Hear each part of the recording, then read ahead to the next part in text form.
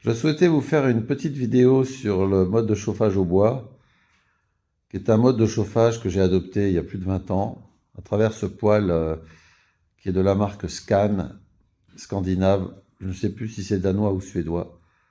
C'est une marque qui n'existe plus, qui a été reprise par Jotule. Euh, Mode alternatif dans cette période de crise, qui peut-être et sûrement va s'accentuer, crise énergétique. Donc ce chauffage ne représente que des avantages car il vous met complètement hors circuit, mis à part évidemment le prix du bois, du ster qui a un petit peu augmenté. Hors circuit, pourquoi? Parce que vous faites votre entretien vous-même, ça nécessite simplement un ramonage par an. Vous n'avez qu'à changer, vous avez seulement à changer les joints tous les 2 ans, 2 ou 3 ans, ça dépend de l'intensité de votre fréquence de chauffage. Pour ma part, ça chauffe complètement la maison, hein, 350 mètres cubes. Avec un poêle comme ça, 350 mètres cubes sont chauffés, la chaleur par induction monte à l'étage, et ça ne représente que des avantages. Donc vous vous mettez à l'abri des artisans voleurs, vous vous mettez à l'abri des pénuries d'électricité, des pénuries de livraison, des fractures de logistique. Vous avez un circuit court puisque le bois vient de très proche de chez moi.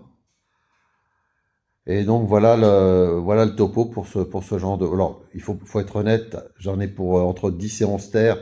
Il m'en reste, hein, cette année, il me restera à peu près 2 stères. Mais la stère a augmenté et je m'en sors pour 900 € par an. Voilà. Donc, il y a peut-être un peu un inconvénient, c'est que les pièces détachées se font rares quand le modèle vieillit.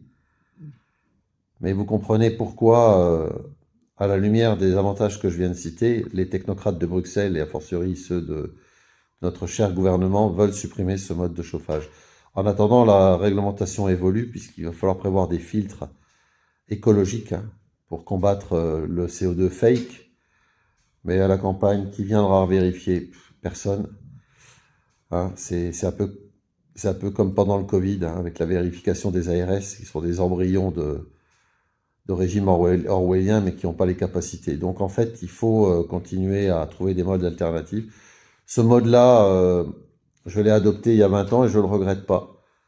Ça m'a permis une autonomie relativement confortable et un chauffage aussi qui est très confortable en termes de température, puisque quand vous vivez un petit peu à l'ancienne dans la pièce qui est chauffée, eh bien, au lieu d'avoir 19, vous avez 23, 24 degrés. Hein.